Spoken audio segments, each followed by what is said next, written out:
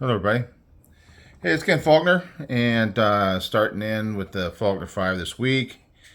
And I'm going to take a look at the Chavez, the Redencion 229 blue label from Chavez, obviously, um, as my first in the Faulkner 5.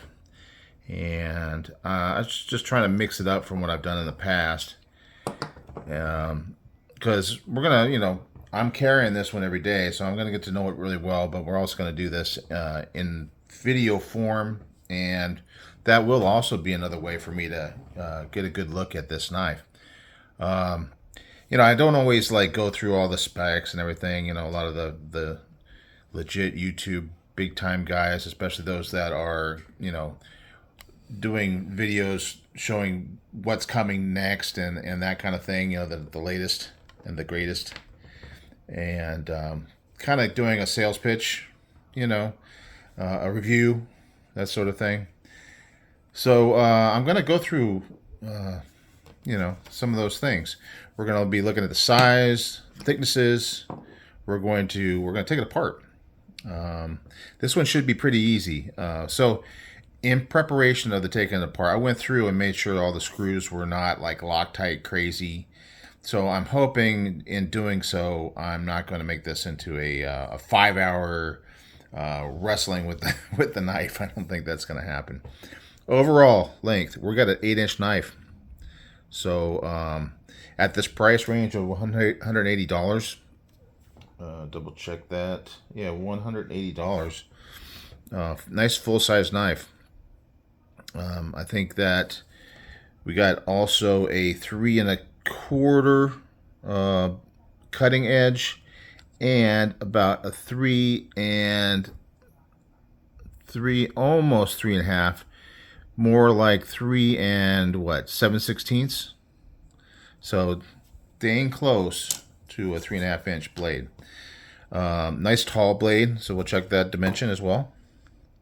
So we're over the inch mark, inch and 3/16. Well, maybe inch and 5/32. Let's get real precise here. We're actually going to break out the calipers for some of this stuff. Might as well get them out now because we're going to check the thicknesses. I think Chavez in general are fairly thick.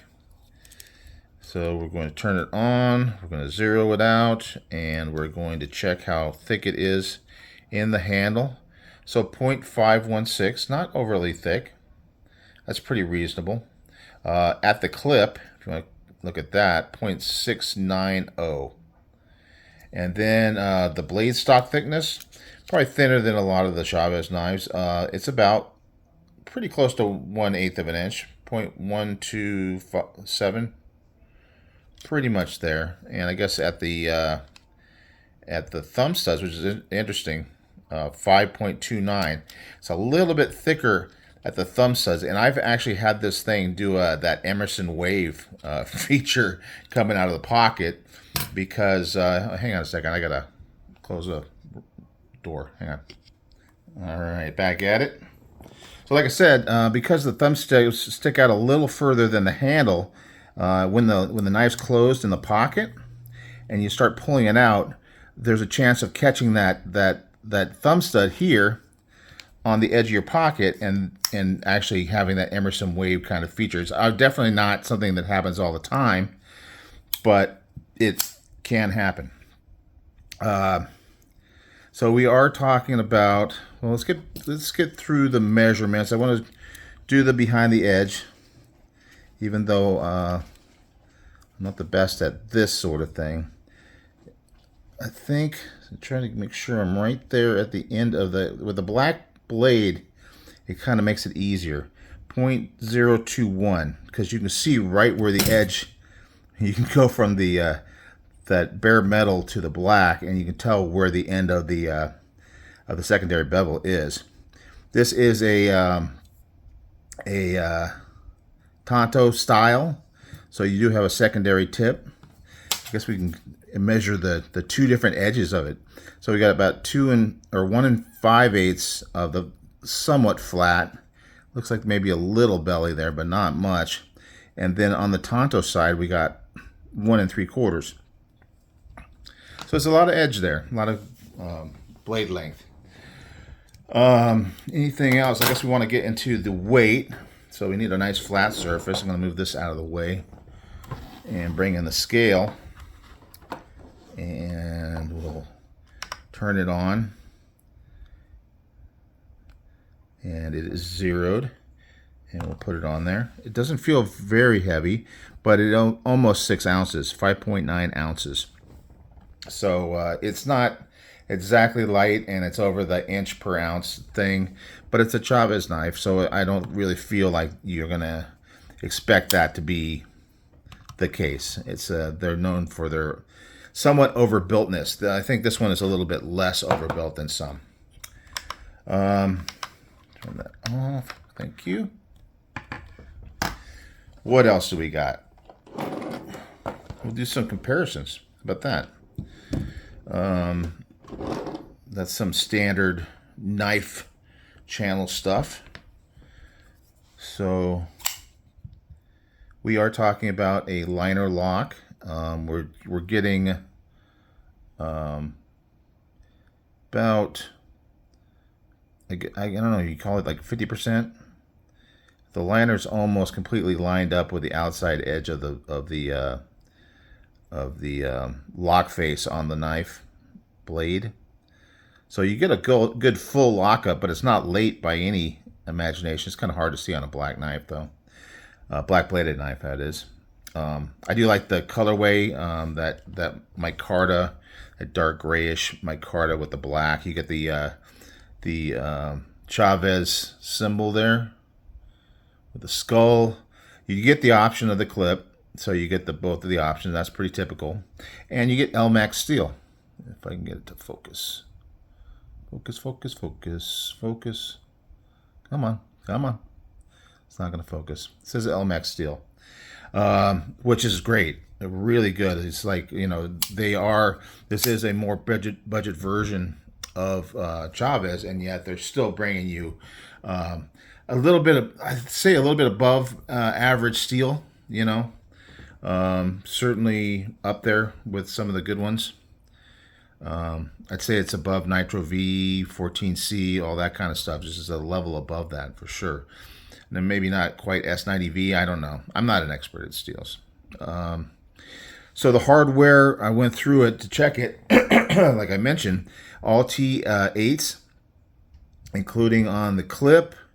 There is no, since it's a liner lock, there is no insert.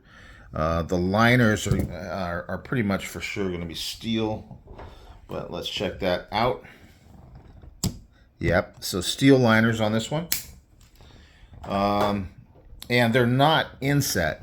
I was looking at the kickstop from the 229 kickstop in my last collection video, and it had that inset where you really couldn't see the liner from the outside like this. So this is kind of more on top of the liners. Nice backspacer. Guess we can check the clip and see. We're careful. I think that's pretty much steel. It's pretty obvious. It's really grabbing, and then it's kind of hard to tell on the backspacer because you got all that metal. But we'll take it apart and then we'll take a look at that stuff. So to compare just some stuff that you may have, the PM2, and since I don't have a PM3, I do have the Sage 5, which is basically the same size from what I understand. So you can see we are very much in the range of the PM2, so full size knife. And whereas I'd say the Sage 5 represents like an EDC size, we're definitely above that. You can see probably an extra inch of length, whereas this is like more in the 7-inch. We're talking about an 8-inch knife, so that gives you an idea. Another comparison I wanted to do, which I thought would be interesting, particularly for one reason. So this is the one that the Kickstop 229 that I had out, and it does have the micarta on these sides, and then titanium on this side. So we can see that, pivot to pivot, we're pretty darn close. Pretty darn close to the same size. So they really didn't reduce the size on it. I don't know, the height of the blade is, and shape of the blade is pretty close. You get a little bit more of a finger choil area here. Not so much that you can get comfortable in it, but you could kind of do that trigger pull in that area. And it does give you a good sharpening choil, whereas this one, you're kind of ending your secondary bevel right there where the plunge ends. So you don't have a lot of sharpening there. It's not really a big thing to me, but on this one you definitely have plenty of room. We got probably a good 1/2 inch. Stop pin, I guess, is something that people have been worried about lately. I'm not seeing the stop pin. I think it's an internal stop. Oh yeah, there's the stop pin right there. So what's happening is that it's getting caught on two sides of the blade, and it's inside, it's not on the choil at all. So that's not a problem. Full-size handle, feels good in the hand. I really like it. I think that's it. Is there anything else that I forgot? You know, I'm just not used to doing all this thorough stuff. Let's get into taking it apart. I think this is going to be pretty cool. I'm interested to see how the scales come off. I've already had to, I think this one came with the regular clip on it. I can't recall. I probably should have remembered that for this review, but obviously I definitely want to have the skull clip on any Chavez I have. Oh, I'm sorry. The other comparison I wanted to do. And you know, the reason why I'm making this comparison is because this one is actually coming out. I got this at Blade Show. This is that X-Lock one. And I do have the Tonto version of this, so they're very similar. So this one is called the Redencion X-Lock. And you can kind of see that definitely this is more of that EDC size. But a really good size knife, feels good in the hand and all that. And it is coming out this month, I think on the 17th of September. It may sell out. I was really surprised that when I got this at the show, I just walked up and picked it up. And I had no idea that it wasn't out yet or anything like that, and how long it was going to take for them to put this out. But yeah, I think it's a really cool knife. $80 is what I paid for it. I don't know what I know Blade HQ has it. They have some kind of down payment thing. So that's why I wanted to show it and mention it. Okay, let's get back into this now. So I did notice, good thing about it, that the pivot is spinning. So it is not captured. You got the T8 on either side. I'm wondering if the scales come off without taking off the pivot screws. Let's just check it out real quick. And should be quick because of the fact that, you know, I checked every one and I kind of loosened it a little bit. So I'm not going to be struggling with any of these screws. It's going to go on this side here. And let's see. Look at that. That is very interesting, right? So the scale can come off. And I don't know if they have scales, aftermarket scales, but you take the screws off the clip and the one that's on the scale, and then the whole thing comes off. And the pivot is still, it's got a big, you see how that pivot screw is big, fat, tall. It's almost like a thumb stud looking thing. And so it's still solid right there. So we'll do the same on the other side. I'm going to do a full disassembly. I'm using that off-grid. I gave one of these away and bought one for myself, the off-grid screwdriver. It's been working out really nice. Now you see it has 3 screws on this one, 3 screws on the other side, but 2 of them are on the clip. So I thought there was maybe a screw under the clip, but there's not, which is kind of nice. And these are all very short because they are only going through the liner. So there you go. There's no barrel spacers. There's a back spacer here, and we're going to see how that all fits into play here. And then this comes off as well, completely off. And the knife is still, look at that, no milling that I can. Is there any milling there? Let's get the flashlight out. No milling at all. And that's gonna have that's kind of showing you why this knife is pretty heavy. So you can still operate the knife. It's not comfortable. It's way thinner now, but pretty nice. And you can see the stop pin is going through here. So what we need to do is, and I haven't checked these screws yet because they were underneath the scales. And so we got these little carved out areas where those screws go. So that was unexpected. Hopefully it's not going to be messing us up. All the rest of them came out pretty easy, so I'm not too worried about it. I'm going to put these guys down here. Yes, this is the clip side. You seem to really be able to get a good grip on this off-grid driver. And then you can keep all the normal sizes that you would use on there. You got 4 different sizes. Nice and easy. And we'll go ahead and take these other screws off on this side. And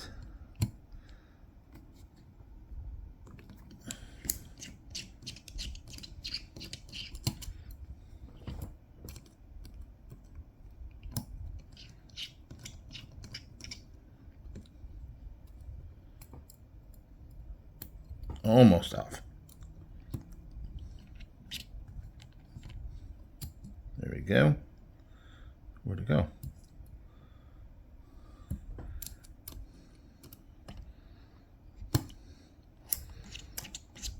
There's a lot of things I need to work out on my video situation. A new camera instead of just using my phone. Better lighting would be helpful. So these seem to be going into the back spacer. And like I said, better lighting right now would be more helpful. I'm just kind of using regular living room lighting for this stuff, and it just is a little lacking. And this one does not. I think it's unscrewed, but I just don't want to come out. I might need to just take the scale off and get it off that way. Oh, no. Just when I give up hope, it happens. Now, the thumb studs do have, I'm not going to take them off, but they do have T8s as well. I've never actually messed with thumb studs. I don't want to start today. Okay, so there you go.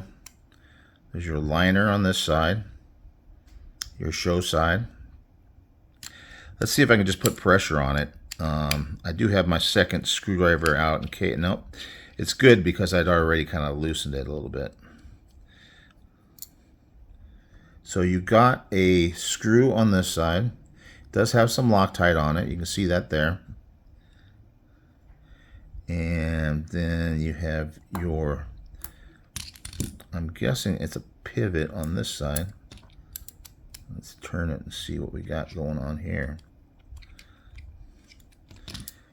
We should be able to take this scale off. That will help with the disassembly. And the only thing that we have left in there is a stop pin, which seems to be pressed in very much so in the show side scale. Now we're down to our bearings. So it looks like it's a brass cage with ceramic bearings. Take the blade off carefully. We have the open end towards the blade, which I like to try to keep it that way. Try to make sure I put it back the way I found it. And then same thing on the other side here. And again, we'll check. It should not stick. Yep. So ceramic with brass. And then we do have a pivot that comes through here, and it is not captured in any way. There's no D shape on that at all. Everything looks pretty clean in here. That is on the lock side. So the pivot goes in through the lock side. There's our detent ball. You can see right there. Nice and clean. Everything is very clean. It does not look very lubed up. We will lube it up some. I don't like to go super heavy. But there's our blade. And we got a little track going around. You know, whenever you have a coating, it's going to wear off the coating in the track of the bearing and on the track of the detent ball. And so, yeah, looks pretty clean. Maybe a little bit of dirt in there, but we will see. All right. So I got my rag here. Got this been washed and used quite a bit. I have a whole bag of them. I should probably throw some of these out and get cleaner ones, but I think it's still in good shape. Put a little alcohol on here, and we'll start with the blade. And clean out the bearing area, and you see I'm not seeing any, maybe a little on this side, a little bit of dirt there. Cleaning off the track for the detent ball. Clean out the blade, nice and clean. And like I said, you can see the areas where that stop pin lands. So this is a really nice design. I mean, you know how sometimes you'll have that the stop pin inside of a track.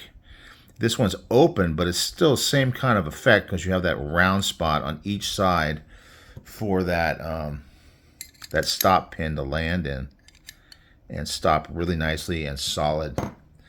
Gives you a nice solid feel. It wraps, kind of does a hug on that stop pin. All right, so we're going to clean up this side.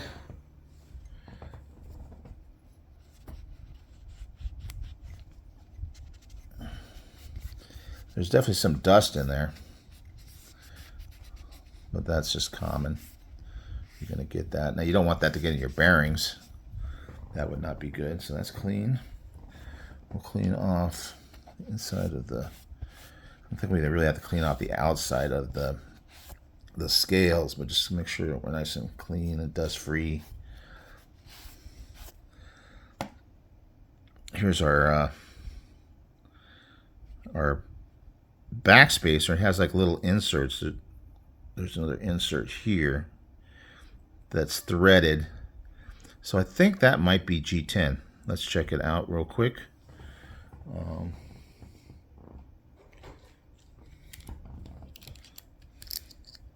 Yep. So it's a G10 backspacer.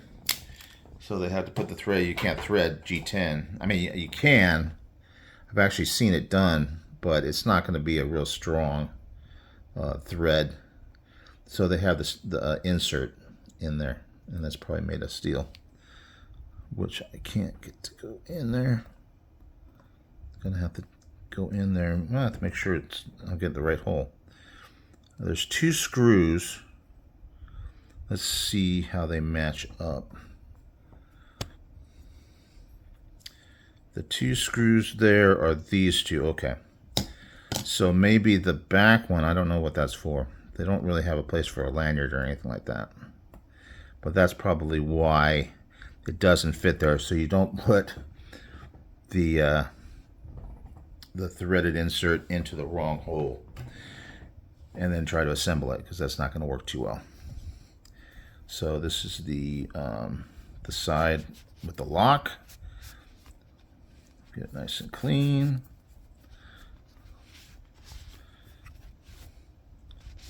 Got some relief on that.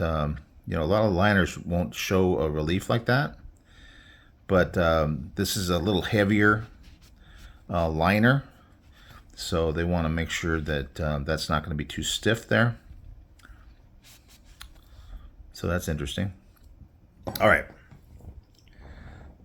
Let's clean off the bearings.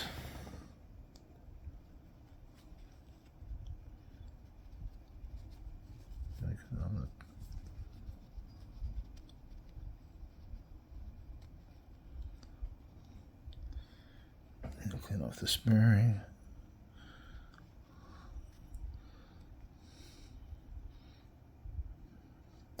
And we got the little doodad thing for cleaning in the pivot area. So I'll get a little alcohol on there. Probably too much. So we can get that nice and clean and in through the middle. Tiny little bearing.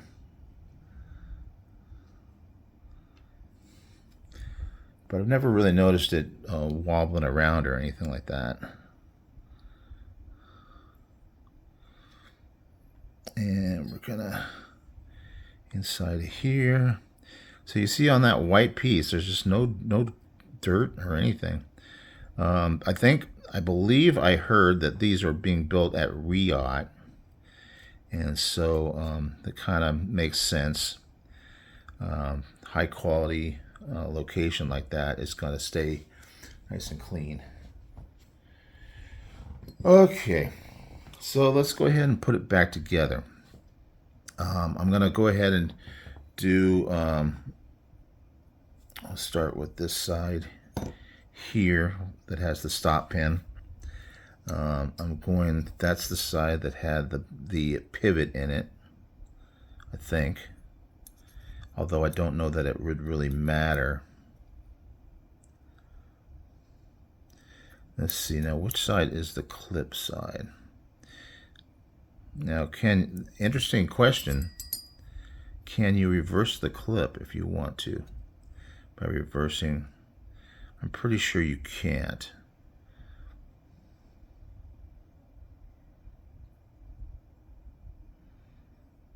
So when you're putting the knife in your pocket, the blade's on this side, you're going to put it in this way. So the clip side, or the lock side, yeah. Well, let's start putting it together and then we'll find out if I did something wrong. Oh yeah, you can see the difference in the screws. This one has only 2 screws, 2 screws, but this is not really a screw. That is just a relief for the cut here, because if you did a square thing there, they put a hole in the end to reduce the stress in that area. A round surface is going to take the stress of instead of a sharp corner much better. So as this thing moves in and out, it's going to keep it from breaking. So this is definitely the side that has the clip on it, right? I'm trying to convince myself that that's true. Okay, we'll start by putting the bearing. We got to put some lube on the bearing. I got my blue lube still. Haven't run out of that yet. So I'm just going to put some on my finger. I've seen several people do it different ways.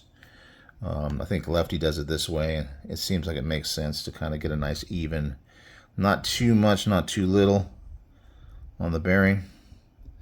We're going to put a little on the pivot as well. I could probably do that like this. Oops. That's a nice sound. Just put a look, because I don't really need a lot. Okay, did I just throw a screw down on the floor? I think I did. Oh, man. This might cause a pause.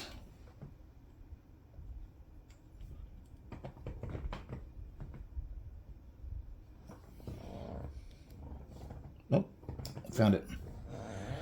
And it's good to have a magnet around for that as well, as long as it's not titanium screws. It can help you find screws that fall on the floor. Okay, let's get going on this here. Okay, so I've already lubed this guy up. I'm going to put it down so the open side is towards the blade. I'm going to put the blade on like that. We don't have to worry about the stop pin because it's already in place, kind of held in place. We're going to put some lube on this side and put it open in towards the blade. It fits in nice in the little grooves on the blade. That's very nice. We need to put the back spacer in. Probably would have been smart. So the question is, how does the back spacer go? It can't go like that. Oh, that's what it is. That's interesting. I don't think the lanyard hole was sticking out when I had it originally, but it looks like you can switch it around so that you either have the lanyard hole exposed and you can put a lanyard on it, or you can do it the other way. We're going to try it without the lanyard hole out and see what happens. And don't need to lube anything on this side.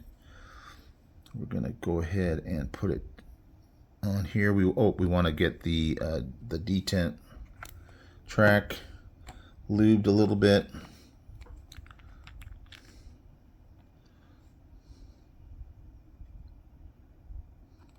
That's that hole. Not tons, but enough. Okay, not too much, but not too little.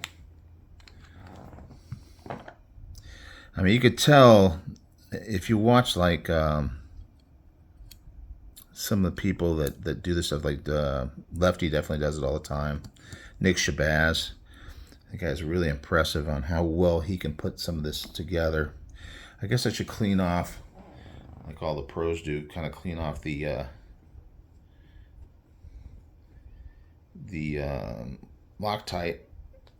I don't tend to Loctite my blades unless things are coming loose, and then I will put a tiny little bit on there, because there's nothing worse than just trying to do some maintenance on your knife and having it see, I think I want to take this, unlock it so I can line up the screws on the back spacer. We're going to do that right now. 2 on this side.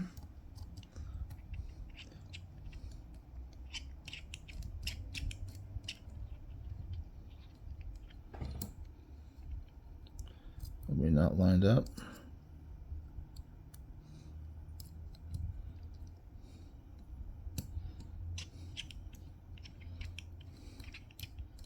Get at least one in.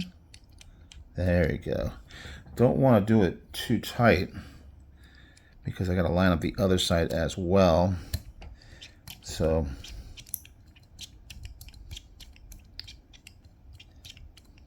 okay, good. And then once we get everything in place, because it may need to shift a little bit on this side, so I'm too tight on the other side, then I won't be able to shift it at all. Make sure we don't cross thread anything. Always like to, if I feel any resistance at all, I'll go ahead and back it out a little bit to get the thread to start correctly. All right, it's feeling good now. So I'm going to go and snug this guy up because we're not going to be able to access these once we get the scales on.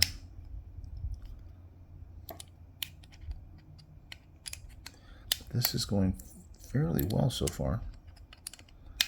We'll check the action before we put the scales on. Let's see how loose we are. Not too bad. And of course we can tighten it up a little bit later. Yeah, it is a little bit loose. So let's snug it just a tiny bit. But we do have access to do that later after we get it apart, or all together, I'm sorry. Okay, now this is the other side. This is this side. We got 3 screws here, so those are the ones we're going to use for this side, because the other one has longer screws for the clip. And we're still not really snugging anything quite yet. We'll do a round of that after we get everything in place. Very nice. This is really going really well. Only one screw drop. That's pretty amazing.